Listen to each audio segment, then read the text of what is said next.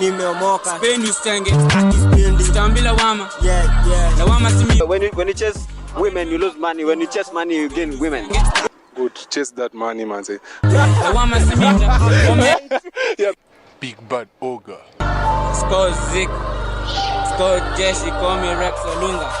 last brown omoka tumeomoka na madogo Bura nimeomoka Spain ustenge stambila wama. Welcome to the live stream. Welcome to the show. Sijui kama nisikia, sijui kama niona.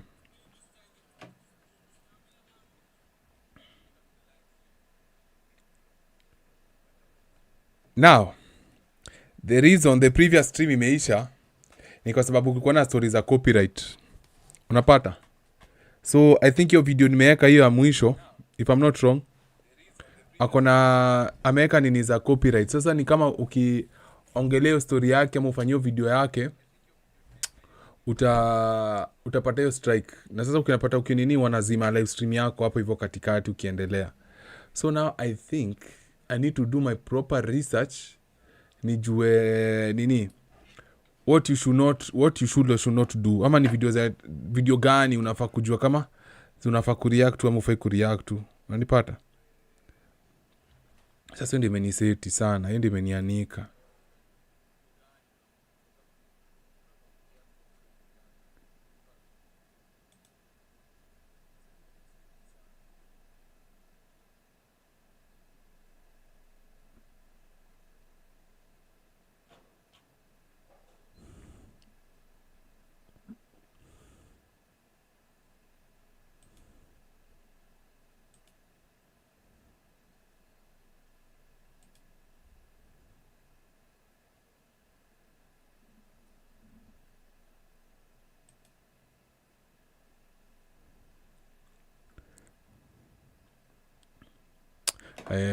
Sawa niangalie historia. Sasa shida ya hash papi.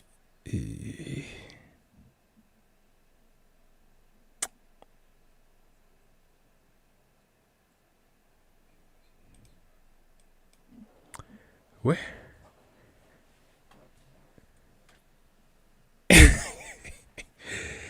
hii kitu ni tricky. Diaje. Yo, welcome to the high. Welcome to the 30th live ama 50th live.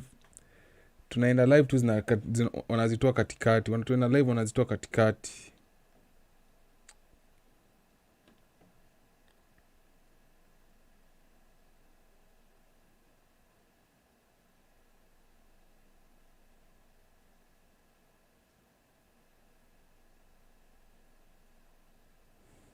Sana nasoma hivi ini YouTube imetumia message inaniambia streams are interrupted when copywritten content is detected. After copywritten material is no longer being streams are automatically re-enabled. Sasa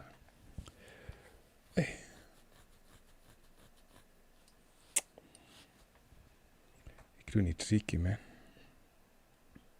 Sasa ingine stream inashika, stream iko sawa, inajizima peke yake. Sasa ingine tena najua stream haijizimi, inajiita kwa hard sana. Sija tu si Trump, sijasema hata kitu yote, like hakuna hata kitu mbaya nimesema. Ni hiyo video, nashukuni, sasa sijui kama ni hiyo video ya ama Slay Queen, inaweza kuwa ni ama Slay Queen, ama ni ya zile, wale wengine, ule kijana na hizo documentary zake. Ni kama ameweka copyright.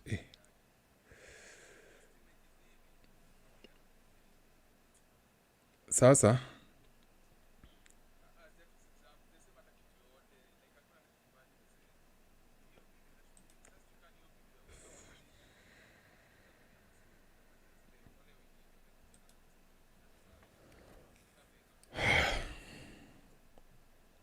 Brother misjui rada raya. Nacha nikuambie. Kuna hiyo video nimetoka. Sasa sijui ni video gani. Sijui kama ni hiyo ama Slay Queen ama before ya wale vijana walichapa nini inaitwaje? Ia Fuliza. Sijui kama ni hiyo video. Kuna kama mistake imefanyika hapo na sikumbuki ni gani. Sasa ndio imefanya ziko na copyright. Wachikidini video ameniambia kiwa na copyright nini stream inaisha hapo. Stream inaisha hapo. Sasa nashuku ni ama Slay Queen. Nashuku ni ama Slay Queen. Sasa tena niweka wasiwasi kufanya hii story hapa.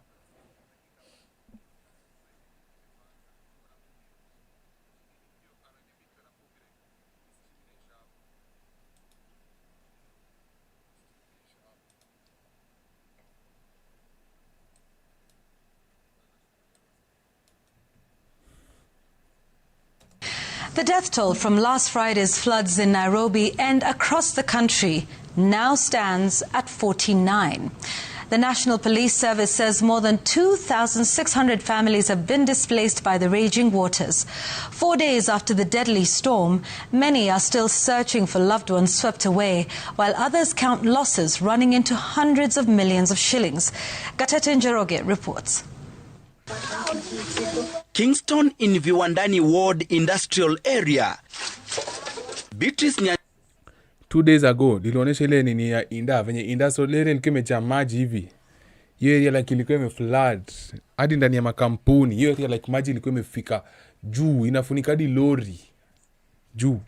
Chama, aided by her neighbors, carefully gathers what little remains from her one-roomed home. She is among the fortunate few who escaped the Ngong River's sudden fury, a torrent that tore through the neighborhood, swallowing homes and scattering lives in its wake. In a matter of hours, the floods left a trail of devastation, displacing hundreds of families and turning once familiar streets into a scene of chaos and despair. Toka nje kuangalia tukapata maji imesafika ni mingi, tukarudi ndani tukatoa watoto nje, tukaanza tukapanda kwa stairs.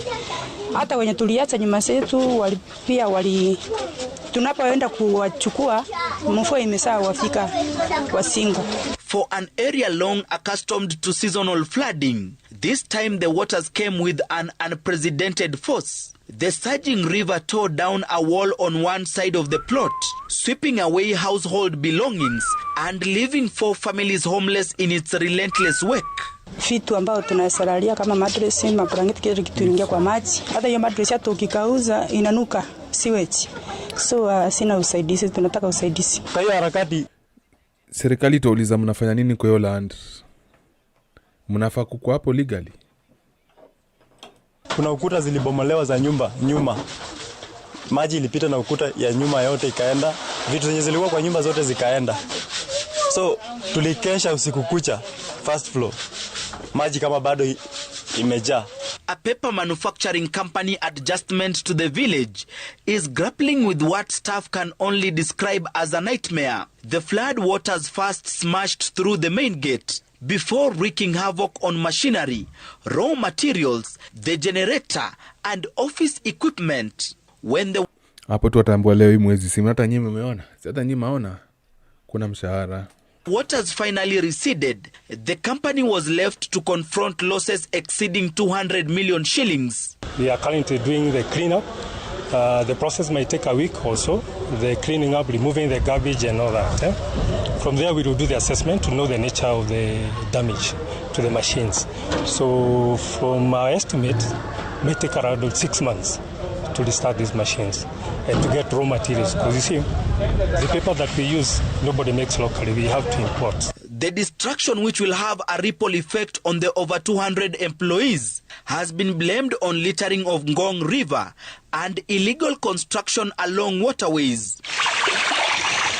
In Bomet, a family from Mutigo is still searching for their son, who was reportedly swept away by floods while crossing the swollen River Nyangores last Friday. Jana na juzi mandivers wamekuwa hapa wakimsakanya ndugu yetu, lakini hatujasaidika kwa sababu leo ndo tulikuwa tuna matumaini makubwa ya kwamba tutamuona na watatusaidia kumsakanya. At Timol Roundabout, one of Nairobi's hardest hit areas that several vehicles submerged, the aftermath is still visible. A water pipe supplying homes in Nairobi West was destroyed by the raging waters and remains unrepaired. The Green Army team has been deployed to unclog drainage systems, working tirelessly as the long rainy season continues to test the city's resilience.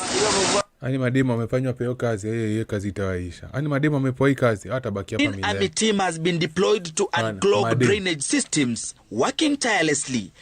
Aye. Hamna bahati. Hiyo mtangoja. Tachukua another month. Kasi 1 month ni karibu hata 7 months. By the time mademu amalize hiyo kazi. Hamna bahati. God damn. The sabotage trail.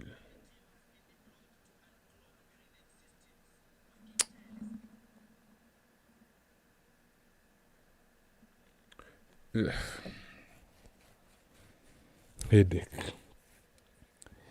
Kumbe kazi ya streaming ni ngumu hivi. Wewe najua unamkukaga Nairobi. Lakini Nairobi West inakuwaga na form. Zamani nikicheza bake. Kuna watu wamesinka hapo. Watu wawili wamesinka hapo hivyo, unfortunate. Ni noma. Kakamega police probe. Zitaki kuwachezea news. Zitaki tacha ni cancelia hapa. Kuna kula.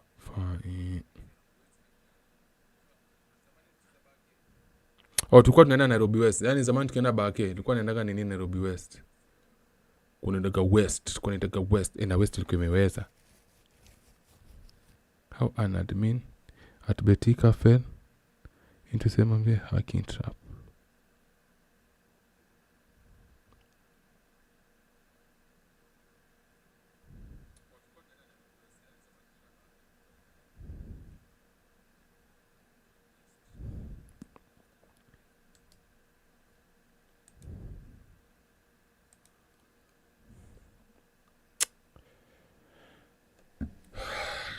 Tezo danganya, hiyo story inanibo. Hiyo story vimekatika tu, hiyo kitu inaniudhi. Good. Nikotaka kuonesha kitu. Very nice. Very nice. Something I needed to show you guys. Sawa. Obina. Pop the balloon. Kwa tumpole. Bear with me. Something I wanted to show you guys. Sawa. Here it is. Nataka mtu anani turn on. Like, bila nguo. Let me look for nini. Dakika tu moja. Ndo sort tu hapa saa. 1 second. Relax. Msikuwe impatient. I know what I'm doing. Ndo hiyo.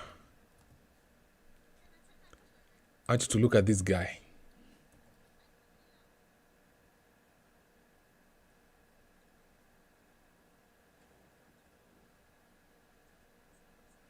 Simemwona?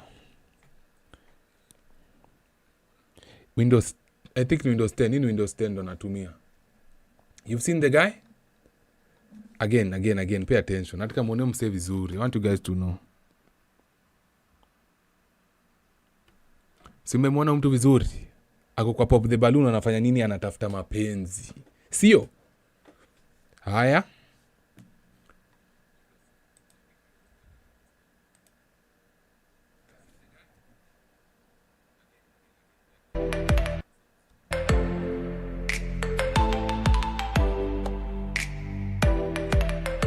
Guess who the fuck is here looking for love again? Guess who? Guess nani sana tafuta? Sasa hapa najiita nani? CJ.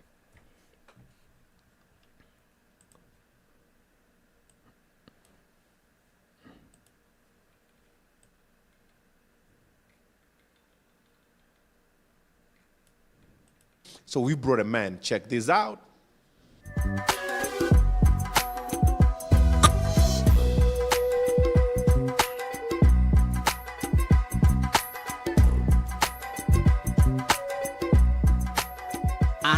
Hello guys. So this is CJ here. Manzeni nimekama vipi? Apparently ndo business yake. Kutafuta mapenzi ndo content yake. Hii ndio mdomo yake. Hii ndio kazi yake. Unanipata? This is his business. Looking for love in these dating shows. So the moment someone told me atile the other video liliwaste time kufanya Pop the Balloon, by the lilijiona fala sana. Cause nani anakuwaga mtu makiki sana. Mjuage hivyo. Obina anakuwaga mtu makiki sana. Yeye na Bahati wanakuwaga tu WhatsApp group moja the same. So now it makes you wonder what is really real hapa nje, kwa sababu me thought we are having real discussions, watu wana make real connections, but ukianza kuona vitu kama hizi, na ilikuwa how long ago, 1 year ago, makes you go like tusikie story yake kwa hii episode ni gani sasa. Tusikie Kiswahili yake. Ile ingine alikuwa ameokoka, anatafuta bibi, hizo takataka zote. Sasa tuone hapa anafanya nini. I'm a counselor and psychologist and also an insurance agent. So I'm here today in perfect match kutafuta dem mwenye atanibamba, mwenye atanipendeza. Na huyu dem lazima tu akue God fearing and very supportive and caring. So I just hope nitapata huyu dem.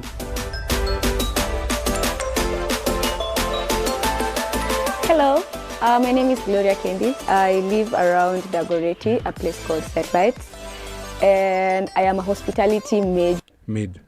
What hospitality means, it's all about hotels, from the chef to the restaurant and everything. So I am here to find myself a man, and the qualities that I am actually looking for is a man who is respectful, a man who is responsible, a man who is disciplined, a man who knows exactly what he wants.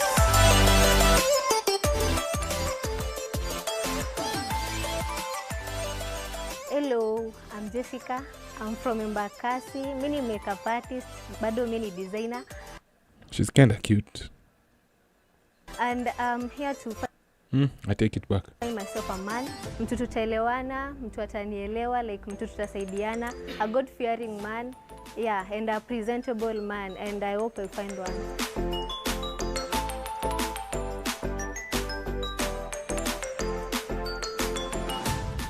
Hello.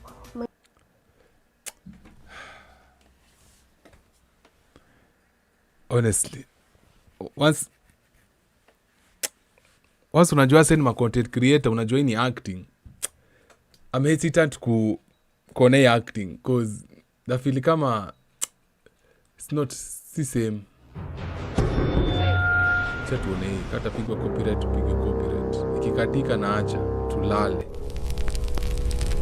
Light as a feather, yet no man can hold it long. What am I? What am I? These are not just words. This is a riddle. A question asked not for laughter. Welcome to the live. But for judgment. In the wrong hands, a riddle becomes a weapon, one that measures intelligence, tests worthiness, and punishes failure. This riddle ties together two men. One is fictional. My name is Edward Nigma. Edward Nigma, Gotham's criminal mastermind known as... I'm the Riddler. The Riddler. The other is very real. Not in any way interfere with the investigations. A 26-year-old Kenyan named Seth Muab. But how do their paths cross? How does the obsession of a comic book villain mirror the life of a young man from Meru? Hey, na masemanga tu shagoni wajinga, but hey, so far hapa hivi watu wote tumepiga, wanapiga hizo skimming ngori, watu wote tumeangalia, to be honest bro, wote wako na akili, wote. Huyu boys wa Betika ndio gun pekee ali outsmart DC. Acha kupeana story before to watch. This is not a coincidence. This is the story of riddles, hacking, and 11 million shillings stolen from one of Kenya's largest betting firms. Welcome to Lifelines TV Investigates. On August 30th, 2025, detectives from the DCI's Banking Fraud Investigations Unit stormed a quiet residence in Tetu City, Kiambu County. Tetu City. Their target, Seth, the man accused of hacking into a leading Kenyan betting company and Kemoda, siphoning off 11.4 million shillings. Ngori juu ya ngori. Badhi ogopa Nyeri, heshimu Nyeri. But who is Seth? Born August 18th, 1999, Seth was once a promising IT student at Meru. Do I blame the government? Do I blame the people? Do I blame the system? Because he was a promising IT student. Sasa, umetoa mtu genius akiwa high school, umepeleka mtu genius akiwa university, anatoka university alafu umpati kazi. Yo, thank you for the big super chat. Hey maniga, blessings maze, blessings. Thank you for the super thank you for the finally super chat ya kwanza in 17 days. Big up for the super chat. Sawa, motivator chaneke namba ya M-Pesa. University. Oh, I was saying before ni super chat kubwa, I was saying like what happens is God damn, ingine. Focus. You are a genius in primary, you are a genius in high school, you are a genius in university, alafu unatoka university mtu akupatii pesa ama kupatii kazi yenye itakusaidia kuchannel your geniusness. What do you think these people are gonna do? Watu watakaa tu hivyo tu chini watu wamelalisha. Hii akili bado itaendelea kuspread kwa sababu ni akili inakuwa kitumika. So chances hata simama mali huko, it's not gonna stop where he is. It's gonna go further. And guess what? Watu wana learn daily. Penye nimewafunza hapa daily. But leo nimewapea lesson 2. Nikisikia ati mtu sio wewe ni mtu una supply madre kama madhangara na ujuku kuficha mali yako, wewe ni fala. Umeenda ukachapanisha bank. Alafu ujive venye utatumia do yako utasave do yako, wewe ni fala. Ushapiga fuliza. Wewe ni mtu umefanya kazi ya fuliza, ushajua hadi kutoa do, kutumia do, lakini unatumia do fala ushikwe. Wewe ni fala. Yaani leo naachanua tu. So hakuna reason, hakuna excuse. Literally hakuna. Many believe he dropped out, but the truth is far darker. He was expelled. Thank you for the Why? Yeah. Because Seth did what he knew best, hacking. He breached Maru University's systems, infiltrated the school fees records, and altered them to show his name among fully paid students.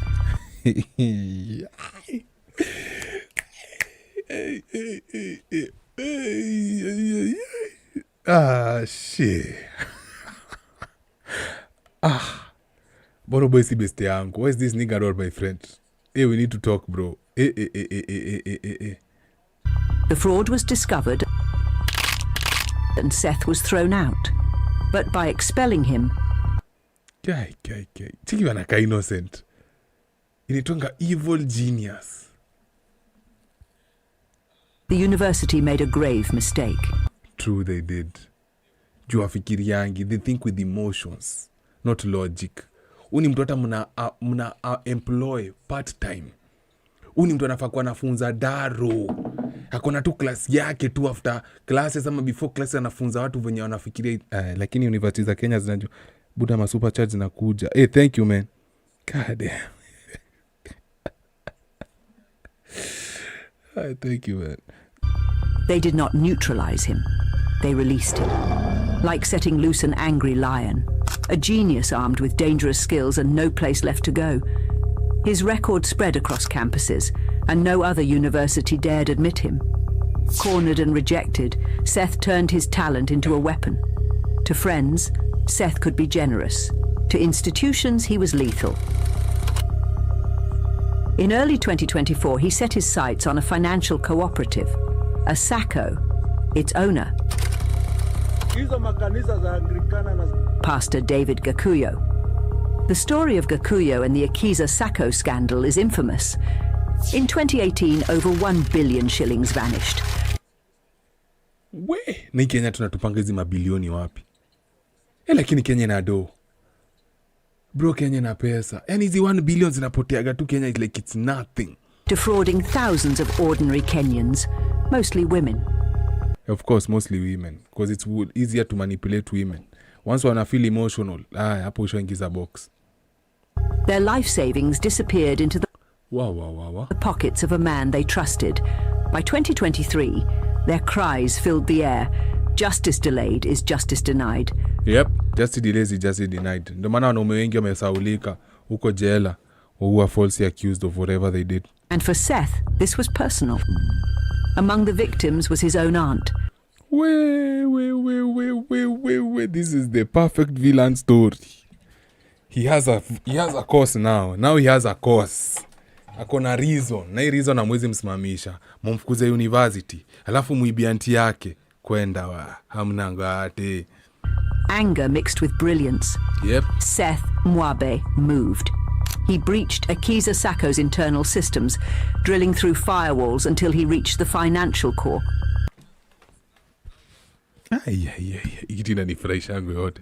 There he uncovered a paper trail of deceit, transactions diverting funds from members' accounts straight into 12 personal and real estate linked accounts tied to Pastor Gakuyo. Pastor Gakuyo. Hey, but this guy. For years, Gakuyo denied everything. Yep. But Seth's evidence was undeniable. He compiled the records, printed them, and through his aunt, placed them in the hands of one of Kenya's most respected legal minds. Come up with a judgment. Senior counsel Dr. John Kaminwa. Dr. Kaminwa applied to the High Court to have Seth's aunt, a direct victim, enjoined as an interested party. Thank you so much, my Mombasa friend. More importantly, he sought to introduce Seth's explosive evidence. Paying the amount that... The defense objected, crying foul. The data was stolen, hacked, illegally obtained. If you do so... But Kaminwa argued otherwise. The court's duty is to find the truth, and truth cannot be ignored because of the path it took. Yep. The respondents are to file and serve. The judge agreed. Justice, he said, cannot be sacrificed at the altar of technicalities. The evidence was admitted. Their reply within 7 days from today. Yet the judge also delivered a sharp warning to Seth. You cannot commit a crime to punish another crime. Two wrongs do not make justice. Okay. Still, the weight of the revelations tipped the scales. They say I cannot leave the country. Yeah, unaenda wapi? I'm in the JKIA. In February 2024, as Gakuyo attempted to flee to Zambia, DCI officers intercepted him at JKIA. Very nice. The once untouchable pastor was finally in chains. Cornered by evidence, Gakuyo pledged to repay. By mid-2024, over 800 million shillings had been returned. In cash, in parcels of land, even in vehicles. For thousands of victims, long-delayed justice had finally arrived. And at the center of it all was Seth Muab, the shadowy figure who forced open a case that had stalled for 6 years. Seth Muab had tasted power. Yep. He had humbled a giant. Yep. He had bent the justice system with nothing but a laptop and his genius.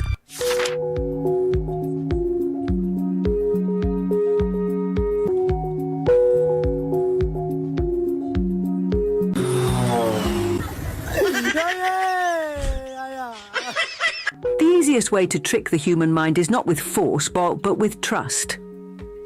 For years, Kenyans had been seduced by the flashing lights of online betting. Thank you so much for the super chats. Nimefurahi yangu yote. Adverts promised quick wins. The game that stood out above all? The global AI market is... Thank you so much for the M-Pesa. Tuma M-Pesa. Aviator. At first glance, Aviator seemed harmless. A digital plane that soars higher as your winnings multiply. But behind the thrill lay a cruel design. The longer you played, the more you lost. Salaries vanished in seconds. A student poured in 200,000 shillings meant for school fees and watched it disappear into thin air. Mothers wept. Some victims even attempted suicide. The backlash grew. Bloggers like Cyprian Nyakundi amplified the cries, posting videos of women broken by debt. Nakumbuka mse akiposti kitu X. It was a story. Na alikuwa nazi-expose message zote. He wasn't hiding anything. Wakamtishia katulia. Young men robbed of their future. The outrage was so loud that the Kenyan government finally moved. It banned all gambling advertisements, citing the dangerous wave of despair sweeping the nation. But the government wasn't the only force watching. In the shadows, another group was also angry. Hackers, not the pranksters of old, but skilled operators who had already breached the DCI's Twitter account, hijacked Tanzanian platforms, and posted damning messages to prove a point. On April 28th, these hackers issued a chilling warning. We will hack every betting company in Kenya and teach them a lesson. God damn. 4 months later, their prophecy came true. God damn. They established that the fraud was done through bypassing the payment service provider systems, security systems, and they succeeded to defraud the complainant or the company of the 11.4 million. One of the giants fell. The target was Betika, and at the center of the breach stood one man, Seth Muab. Maniga. Chikuwa mzee anamwangalia. Akoza, huyu tunaweza fanyia nini ukijana? To understand Seth's hack, you must first understand how betting companies operate. At the surface are customer care agents, the voices who answer your call when you say, "My withdrawal hasn't reflected." They can only check simple dashboards, confirm balances, and forward serious issues. But behind them are the real gatekeepers. The administrators. These admins hold the master switches. They can manually credit funds, reverse transactions, override withdrawals, and fix errors in the system. Their word is law, and their login is gold. It was this golden key Seth Muab wanted, and he knew exactly where to find it. Seth began quietly, the way a hunter studies his prey. He scraped staff names from Facebook. He scanned job titles on LinkedIn. He even copied writing styles from old interviews. And then there it was, a LinkedIn profile. A single line that revealed everything. Administrator at Betika. We'll call him JB. To most people, JB was just a name. Guy, this kid is a G. But to Seth, JB was the door to the vault. Seth crafted his trap with surgical precision. He built a fake login page, a pixel-perfect clone of Betika's real administrator portal. Same colors, same layout, same security padlock, but the real genius was in the domain name. Instead of www.betika.co.ke, Seth registered www.betika.co.ke. At first glance, it looked identical. But here's the trick. The I in Betika was swapped with a capital I. Our eyes don't see shapes, they see words. Yep. And JB, like most of us, never noticed the difference. This type of deception has a name, typo squatting. Or in cybersecurity terms, a homograph attack. It's the art of fooling the brain into reading what it wants to see. The fake site alone wasn't enough. Seth needed JB to walk through the door. So he wrote an email that looked like it came straight from Betika's IT department. We have detected unusual login attempts on your administrator account. For your security, please verify your credentials immediately. Failure to do so within 24 hours will result in suspension of access. Genius. Verify admin login. It looked urgent. It looked official. And when JB clicked the link, he landed on Seth's fake page. Trusting the Betika domain, he typed in his username and password. At that very moment, Seth's server captured the details. The vault was open.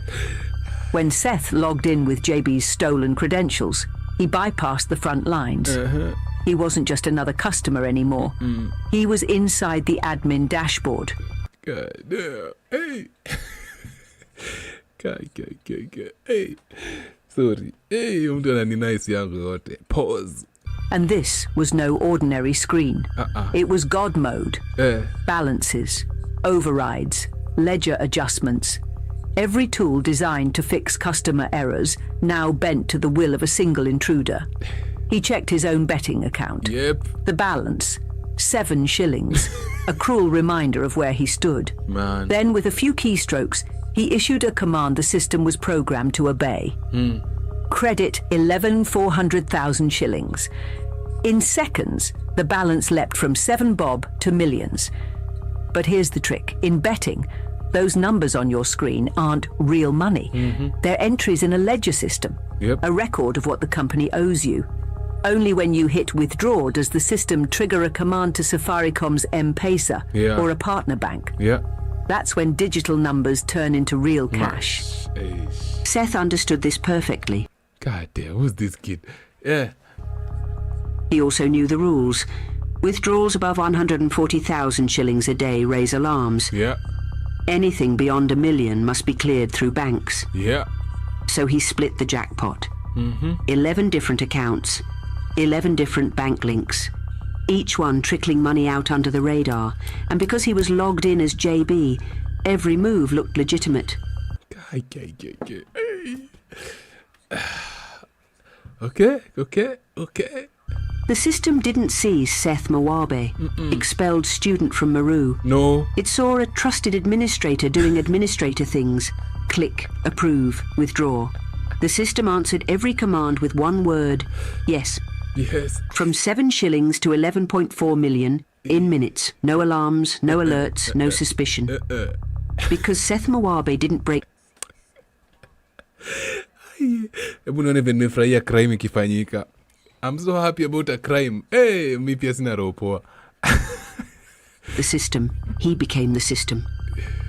For Seth, this was not just theft. It was a demonstration. A riddle come to life. Shit. How do you steal millions in plain sight without anyone noticing? His answer, don't act like a thief. Act like the one in charge.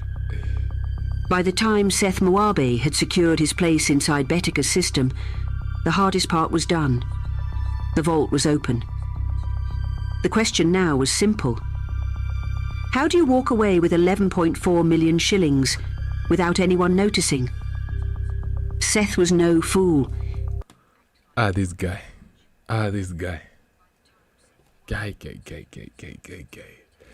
I think he planned from the end, coming back. Like he started from the finish line, coming back. Cause what? He knew that if he dropped the entire 11.4 million into a single account, alarms would blare instantly. The finance team would see it, regulators would sniff it, and the entire operation would crumble before it even began. So he played it smart. Remember, every balance in a betting account must have a story. Either it came from a deposit, or it came from a win. And if you want to stay invisible, you must make the system tell that story for you. Seth's genius was in manipulation. He didn't just credit the accounts with money. He made the system believe the money had been won. He rewrote digital records to show that his accounts had been playing Aviator, the very same game that had wrecked so many lives. And in those records, the games ended with big wins. Not too big, not too flashy, just the kind of wins Aviator was famous for. Each victory had a timestamp. Each looked natural, as though a real player had clicked at the right second and cashed out before the plane crashed. On paper, it was flawless. To Betika's system, these weren't suspicious credits. They were just lucky gamblers cashing in. First, he rewarded himself. One account, his main one, held 1.2 million shillings. The rest spread across 11 separate accounts. Some held 400,000, others 800,000. None were round figures. None screamed fraud. Total siphoned 11.4 million. But each account looked like a plausible win. Bro, the way I am burning inside, actually, this guy should be paid, because this is genius. How do you even think of the Each ledger line told a convincing lie. Now came the most dangerous move, turning numbers into real money. M-Pesa would never work. The daily limits were too low, and regulators watched mobile money like hawks. One suspicious payout and the trail would lead straight back to him. So Seth triggered another command, bank withdrawals. As an admin, the system trusted his orders. The money flowed directly into bank accounts, linked to each betting profile. From there, Seth quietly funneled the money back together. One account, one fortune.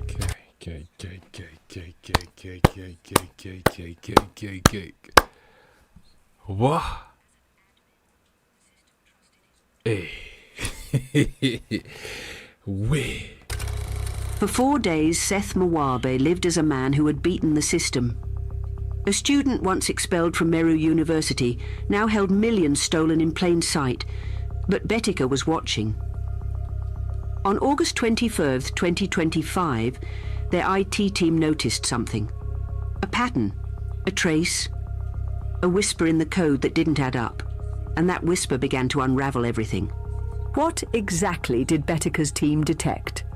How did investigators trace the trail all the way to Tetu City, Kiambu County? What happened the night Seth was arrested? And how does all of this tie back to his strange obsession with Edward Nigma, the Riddler? The answers are coming.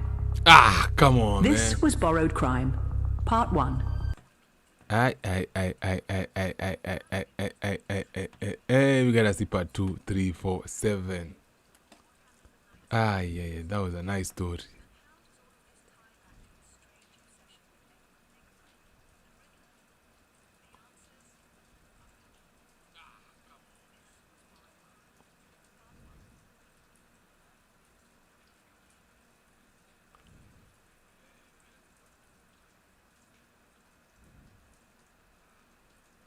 Story iko wapi?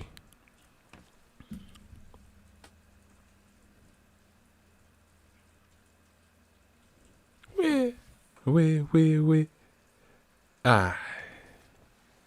Au msi alikulewa pesa. Clean money.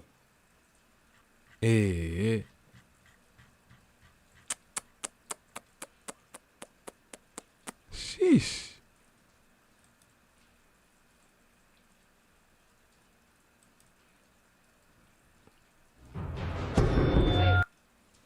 This was shot 5 months ago. Where?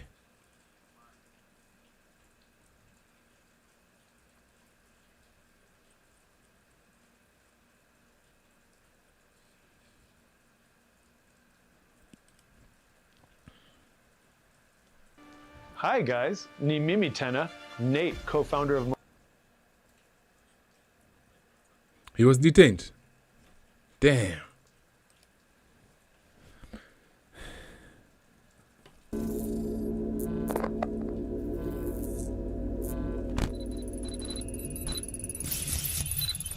Residents of Lari in Kiambu County are in shock after mutilated bodies of 4 men were found. They have already been identified as that of blogger Frank Obegi and his 3 friends, Fred Obare, Moses Nyachae, and Elijah Omeke. Aliniambia maisha walikuwa Kisii wote wanne ama watatu. Nairobi ni ngumu, inahitaji pesa. Aniambia kuja nikufunze venye tutakula pesa, venye tutafanya biashara. Alikuwa anashinda akiniambia sijui nitafutie ATM cards unitumie, nitafutie ATM cards unitumie. People are getting smarter in how they want. Yeah. By in the future, by the watakuwa kipiga shughuli na AI. Na hii AI inashtua. Cause unajua kitu fani ilifanyika na historia AI. Ni kitu moja nikwambia. Sasa unajua US na Iran wako kwa war. Ukiona video inakaa suspicious, alafu unaenda pale hivyo X. Unauliza Groko ni aje? Is this image real ama fake ama AI? Even though hiyo image ni real na nini najua nini AI na hiyo Groko inakwambia ati ni AI. Na unaona ni real. Like ni real unaona ni real ya kweli, lakini inakudanganya ni AI. Kwa sababu imekuwa manipulated design wani, wakiona ile pande nyingine inapigwa ni AI, lakini pande nyingine ikipigwa inaoneshwa. Na wakamake sure wamehack system design, auoni hizo vita pande moja. Israel ikipigwa, uoni Israel ikipigwa. Hizi zingine sijui Dubai nini zikipigwa uoneshwi, lakini za US zikipiga Iran unaoneshwa kazi zote. Hapo ndo nikajua wase wanaweza hack hizi system. To actually get to gain for monetary gains, and that's just because the internet is getting wider. Take notes bros. Na kila anaonyesha vitu za wizi mingi, kwani channel itakuwa wezi. Channel malize hii alafu sa tudoze.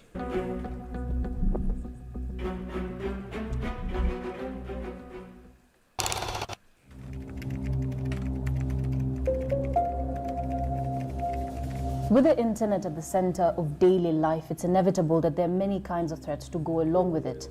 This can be anything from identity theft, banking or credit fraud, digital extortion, and more, all designed to take your money.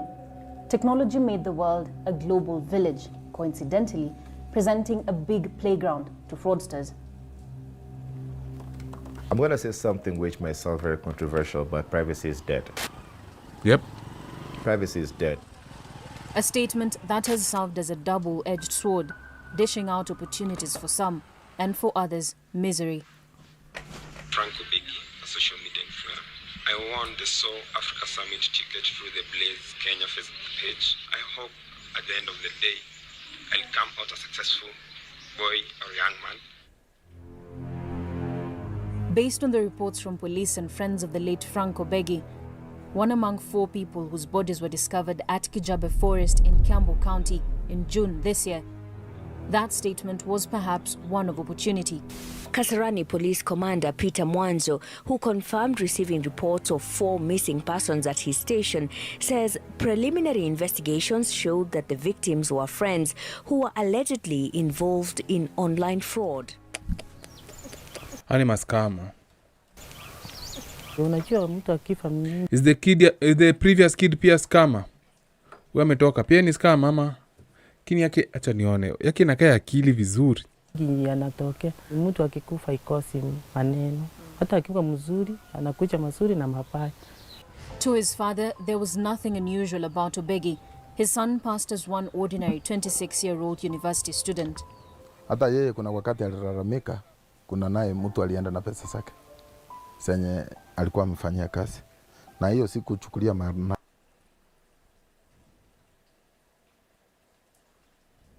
Msitu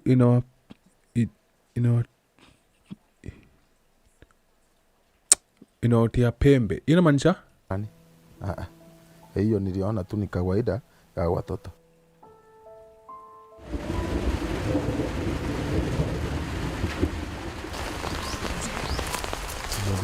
Na baadhi area kuna nyeshaga tu kila saa. Literally Kisii ukikatu hivi kidogo ni mvua. Mvua kuna kuwaga green huko. Green ya green. Na kuna kaga tu hivi.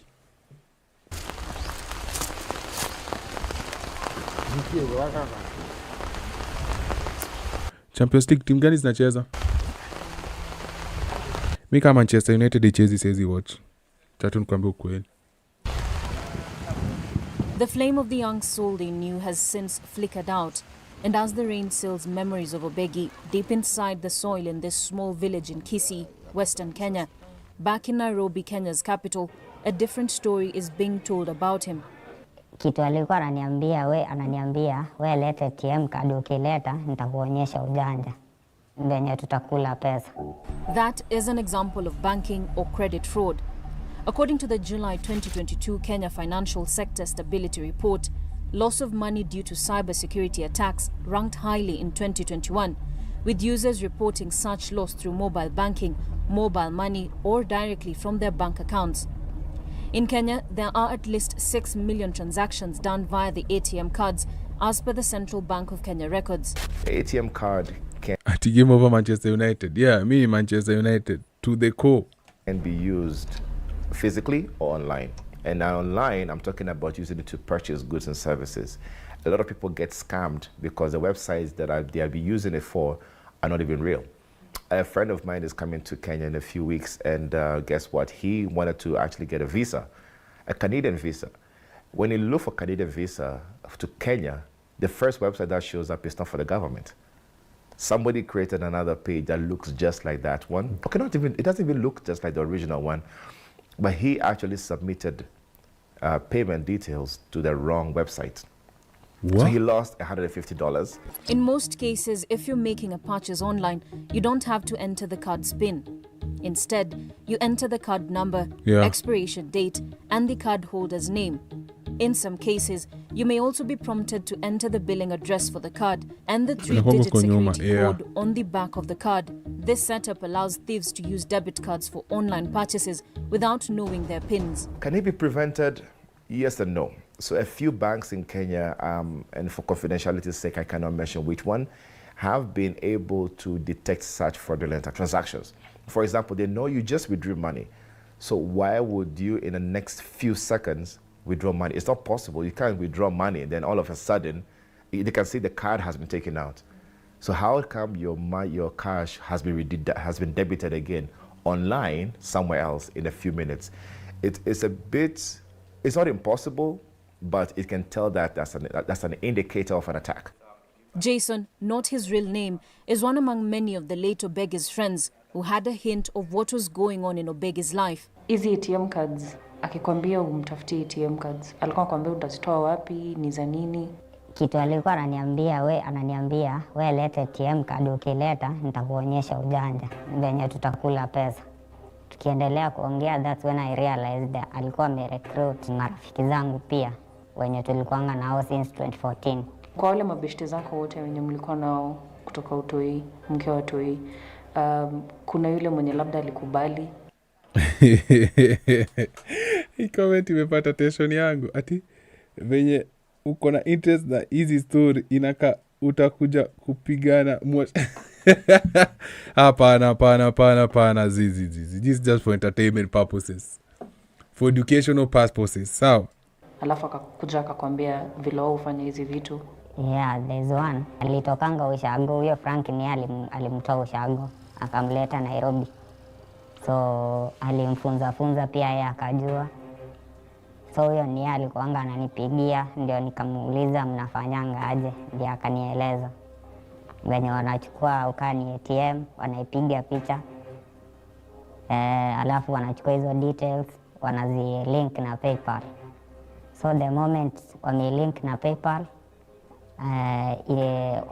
wanaweza transfer pesa kutoka kwa bank an amount kwenda kwa PayPal account. So wakitransfer hiyo pesa to PayPal account, and then wanaweza withdraw from PayPal account kwenda kwa ile namba yenye wameweka PayPal account. For the past few weeks, I've been dealing with a particular case where people have put their card details on certain ride-hailing apps in Kenya. And all of a sudden, they have been told that your trip has arrived and your trip has ended. Cash has been deducted from your account. You're like, but I've not moved. So how did somebody even use my card details? Dr. Bright Gameli, a cybersecurity expert, hints that such applications may not have really factored in data protection for the information their clients have trusted them with. There's one that I actually did a responsible disclosure for, that I actually compromised them and told them, your system is not safe for ride hailing. You need to actually do a few checks here and there. And it's a big company. They didn't want to listen. I've had a case where somebody told me their bank account has been debited more than they expected, and only one place they've put that card details. Sasa ati nianze na Kanyari nikianza kuscam. Taxi hailing now. Ndena na Marion. Marion sasa bado akona ile hamu ya business. Akona ile kirere ya biashara. Na bado moto yake ya biashara imewaka. So naweza anza na Marion kumscam. Na najua obviously nikimscam buda yake Kanyari atakuja kumsupport na pesa zingine mingi. So it's an easy well. Yoni well. It's like a well where I can just go and pick up and drink any time of any day. While information breaches contribute to such kind of fraud, sometimes it could be from the people you have trusted your money with. Based on the 2021 FinAccess Household Survey, out of 6.8% of bank account users who reported to have lost money through cybercrime, a majority of them attributed their loss to internal fraud or inside jobs. Sijui penye walikuwa wanatoa nayo kadi, I don't know. But probably ni penye clubs walikuwa naenda, probably walikuwa nafanya na watu wa bank. Ndio wao walikuwa nampatia details za watu. Jason, Obegi's friend, says he met with Obegi several times at a local bank. He alleges that Obegi told him that he was tasked with banking checks for You see? So even people at the bank, some people at the bank are just as corrupt as the system. Yesterday I showed you a nurse who was corrupt. I showed you an ambulance driver who was corrupt. I showed you a policeman. Of course, we know the politicians are corrupt. And then again here. Nani mwingine nilikuonesha pia kwa corrupt? There's someone else.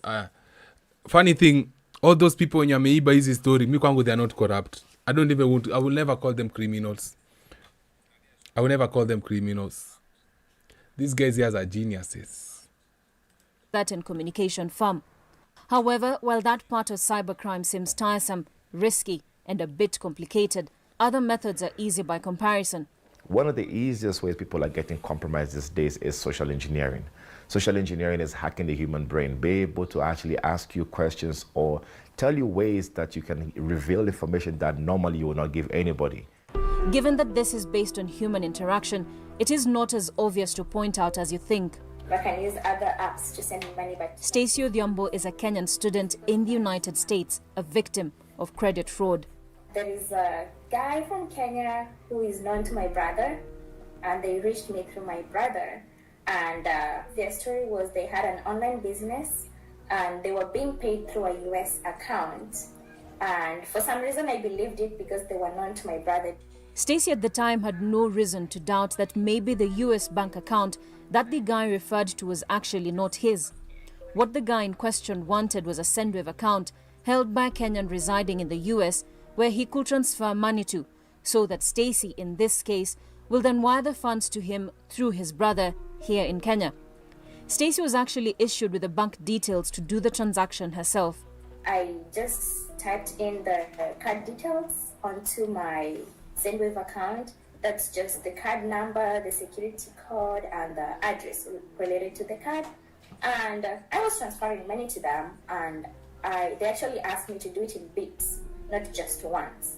And they asked me to send it to them, and then they also asked me to send it to a different number. So I sent a total of 300,000 Kenya shillings. That is like $3,000. A week later, SendWave reached out to her. They had been forced to pay the... Udima na Fox accent. Like una fake accent sana. We know you don't speak like that. Toka hapa ni ujinga. The bank the said amount, and Stacey was now on their radar. The bank details belonged to an American. I reached out to this guy and asked them if the card was really theirs because there's been chargebacks on my transactions.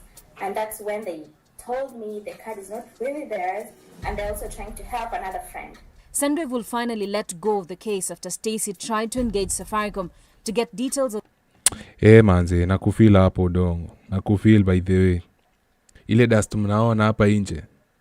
Na watu wako na the knowledge. Yaani watu wana hasira tu. Sikudanganye. People are just angry. Ambapo watu wakaamua kwanza kupiga machine. Itakuwa tu noma kusema ukweli. I feel you kabisa. Na frustration ina build daily. Kwanza unapata mtu wako landed anafanya kazi hata hataki kufanya just to survive. Na anakuwa frustrated huko inamudhingi tu sana na mkasirishaga all the time.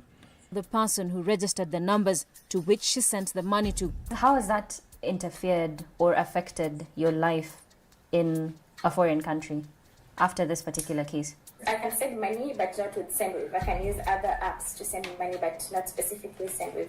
Just because of that, forever blocked from using SendWave. And it made me be so afraid because US is so strict with rules. And I was so scared of being deported to some extreme because I was a victim to fraud. Getting card details, which is the card number, expiry, the CVV, people find ways of stealing them. There are hackers who do this on a day-to-day basis. Either they've hacked a company, a bank, so they target a mass number of people and they collect all those details, one way or the other. People sell them in the deep web. The deep web is available. Anybody can go to the deep web.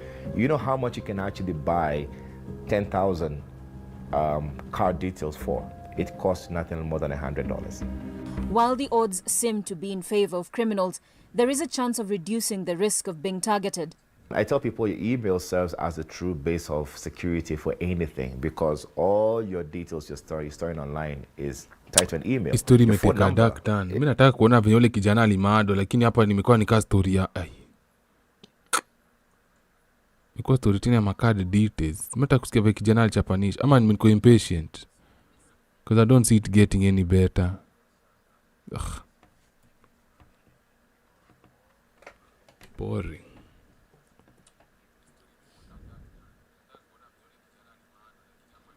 We.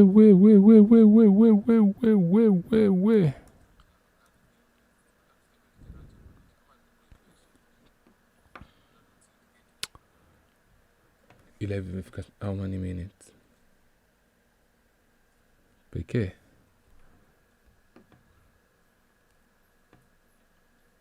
I wanna play these real winners of gambling, but hey.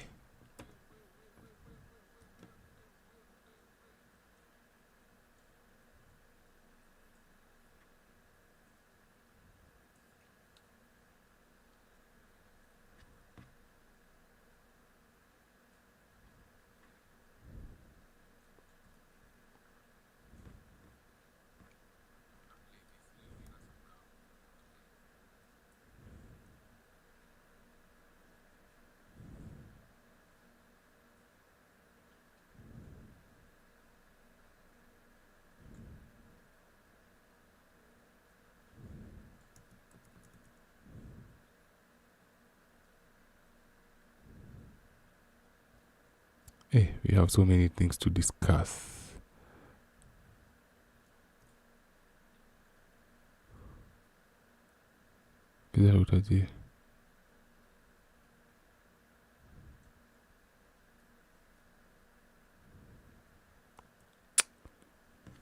I think I'll end the stream hapa. Yeah. I think I'll just have to end the stream hapa. Unless kuna mtu kuna swali anataka kuuliza. I thought I had a story here. Wait, before nimalize stream. There's something I wanted to show you guys. Sawa. Kibe.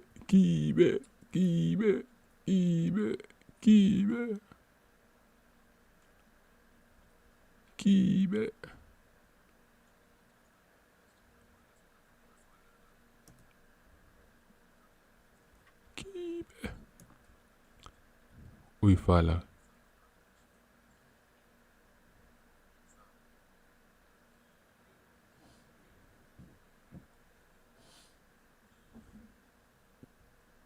Uifala, ui.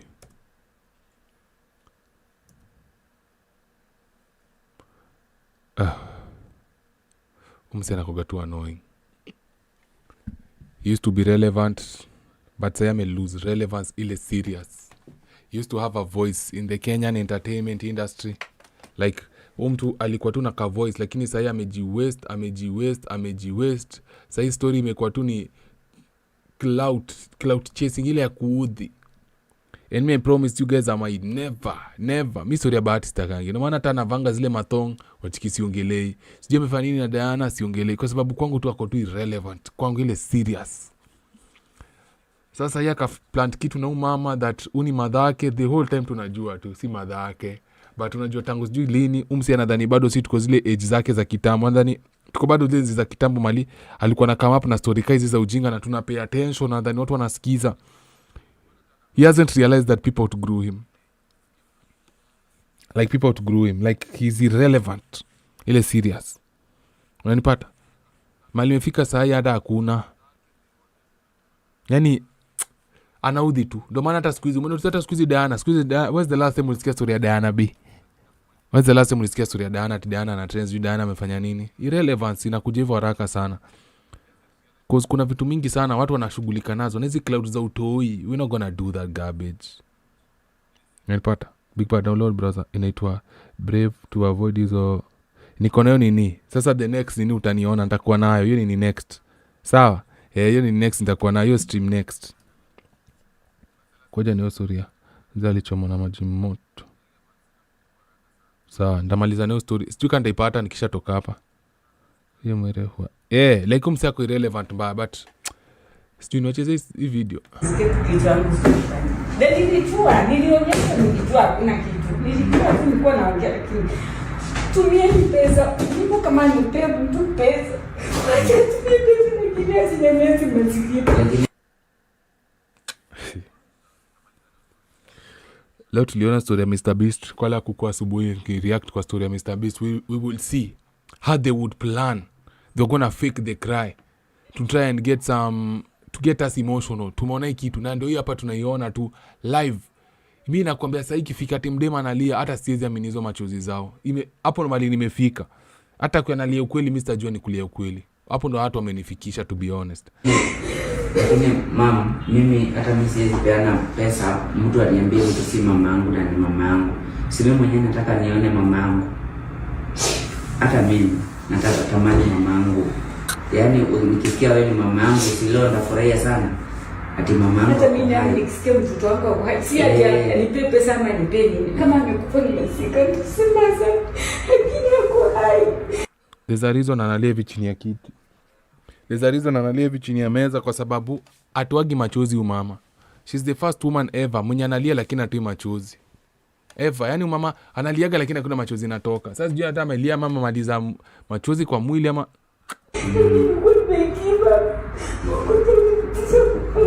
na kuna mtu aniambia mambo kuna kitu inaendelea na ni ukweli. I don't care.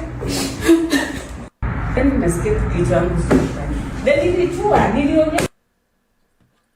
So that's that. Bro. Yep, and this fool, I forgot to tell you about this fella. Unajua kuna show zingine za kimatako zenye hata zi make sense. Unanipata?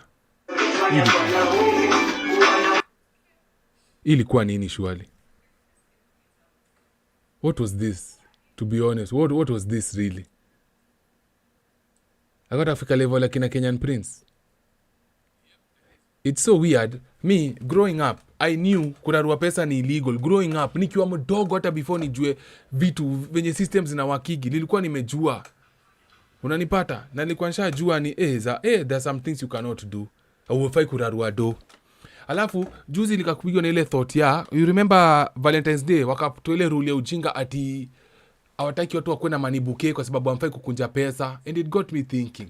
Yani we are spending sometimes 8 hours a day, 9 hours a day kutafuta hii pesa only for us, only for the system and for the government watu waambie ati msitumie pesa hivi na hivi. Tumsikunje yani. I get it. It's not our property. Kama ufala akirarua do meta sijui alikuwa ataka kutrend na madema manini. Lakini some people are just stupid. Are just foolish. Anu na utoto wengine serious. Na akatoka hapa kona, mimi ndo kusema leo mwezi amini kitu nimefanya leo. Unanipata? So I was like, kwani hii pesa yote tunafanyia hizi siku zote all the time tunashindanga tu kazi. Naje. Kumbe kuna repercussions man. And I understood why. Ninajua nikakuja nikajicorrect. Nikasema sasa tuseme hata ma politicians venye wao ndo wanakuwa na pesa mingi sana. Waamue kushikilia pesa ama amue kurarua pesa. Si pesa kuna watu hata ipata hii pesa. So si property yetu. Hii ni ya ku-exchange. Unapeana value, unapewa do, physical do. But huyu atajua ajui. Kwanza najua ukishikwa huko ndani hata ataji-explain aje.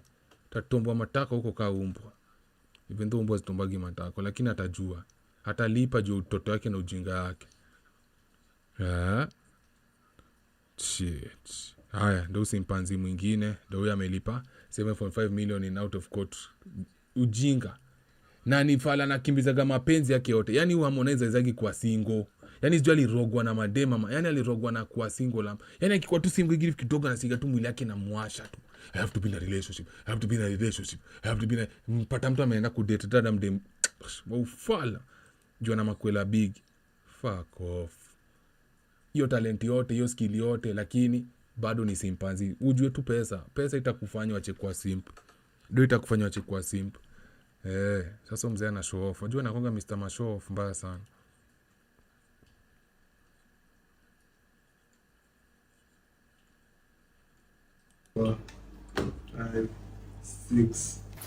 Yo, the most expensive phone in the world being delivered to the richest man in Africa.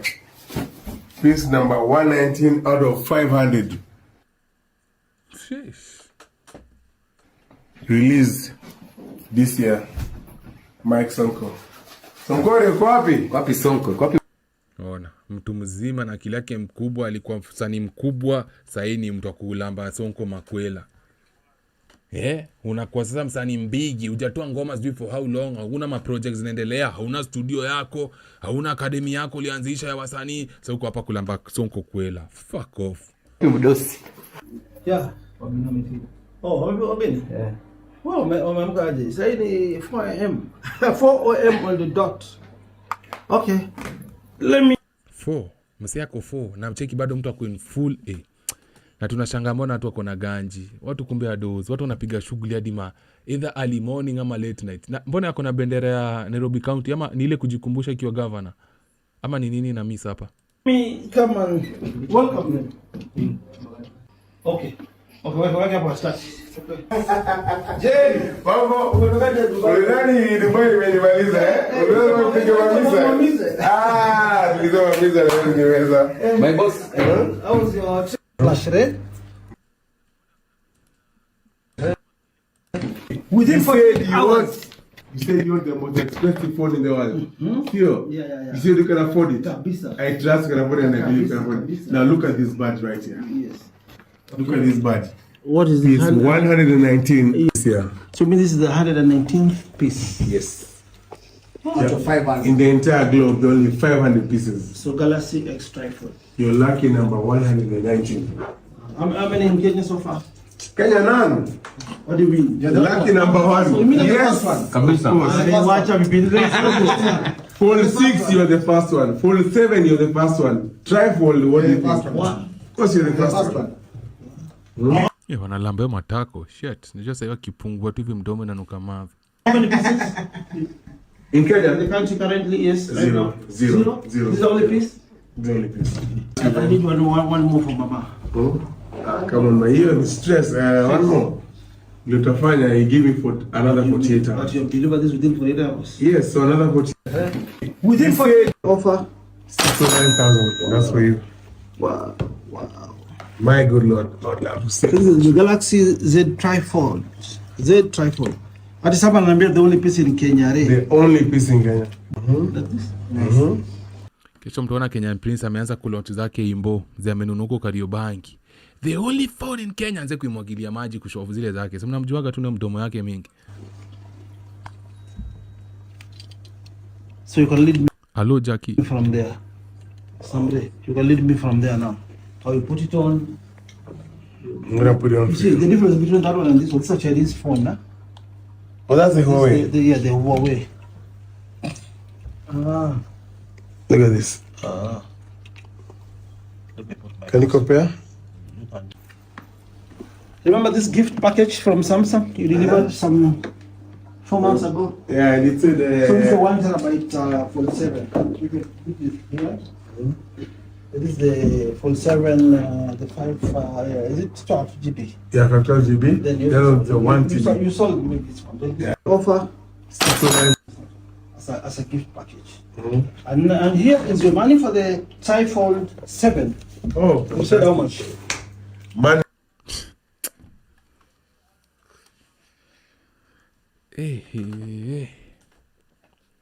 Acha tunajiambianga ipo siku. Lakini hata kama ipo siku, lakini acha tusiweke negative energy but wewe. Chiwe pesa inataka Money makes the world go round. This is not wash, right? It's not flash, right? Yeah. 1, 2, 3, 4, 5, 6, 9,000.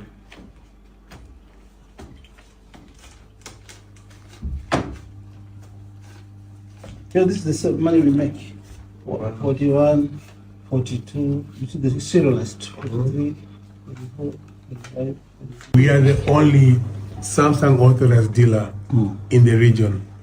We're talking about the only Samsung franchise partner. Imagine it's 408, 409 AM, and you're still awake, my friend. Very hard. If I need to be up at this time to make some cheddar, I'm gonna do it. Sisi kwenda kulala. Mali this is someone grandfather. Guy. Makes you not want to sleep. Guy.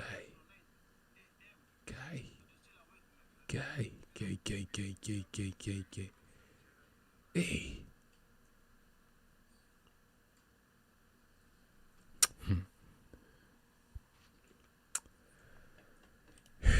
Initiative ama kipindi?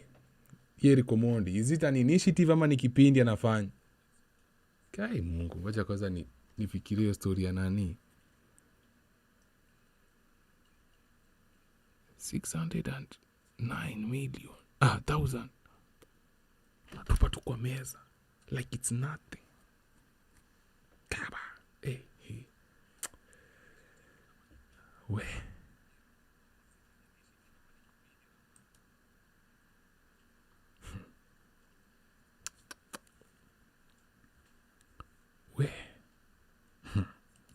Hi guys, Eric Omondi here. Now this Saturday I'm calling upon all Nairobians to Patane Uhuru Park at 8 a.m.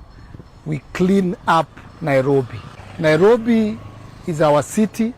Nairobi is our home. Nairobi is where we live. Nairobi is where our mothers work. Nairobi is our town.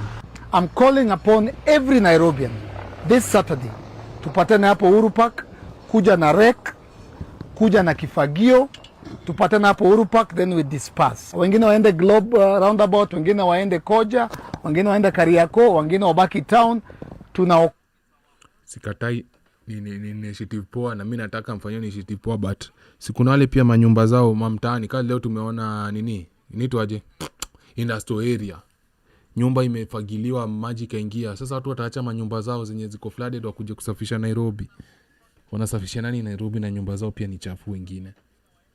But at least yame make move. I'm just saying, at least yame make move.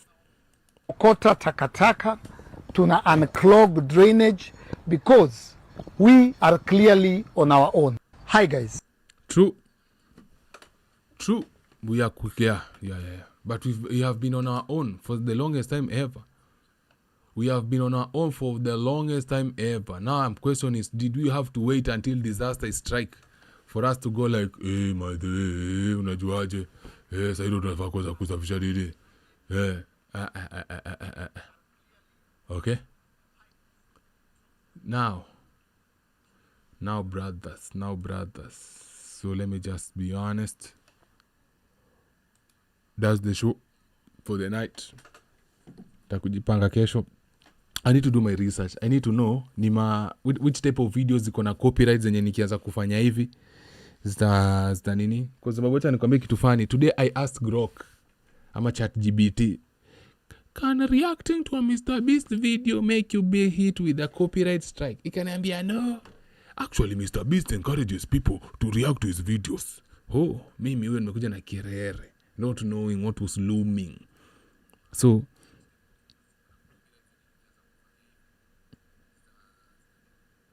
yep.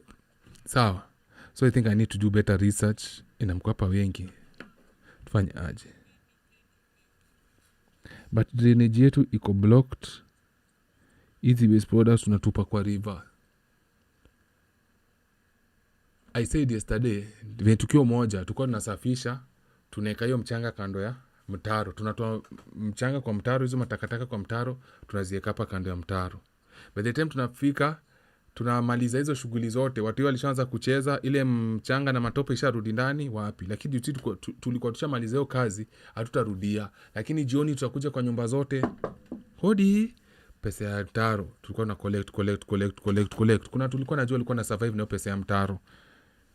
Nakumbuka nimekula nao jaba, nimekula nao hiyo kazi ya mtaro, nimekula nao jaba ile serious. So for now tamaliza tu stream hapa hivi. It was a W stream, even though zimekuwa broken down into like 3 different streams. Thank you kwa kila mtu ali hang out. Thank you kwa kila mtu alifuatilia. Zikikatika nikienda live bado unarudi. Inaonyesha love. That means love to me, and I appreciate the love and I appreciate the support. Tomorrow during the day, same thing, same as ever. Tunafanya stream bado kesho. Sawa, kesho bado tuko na stream. So don't think that stream imeisha hapa. But for now I'm really thankful. I'm really thankful and grateful for anyone and everyone when I'm tuning in. Nanipata, I do not take it for granted. Okay? So for now, tumeni mpesa niende haraka. Kila mtu aanze kutuma milioni. Kila mtu aanze kutuma milioni 77.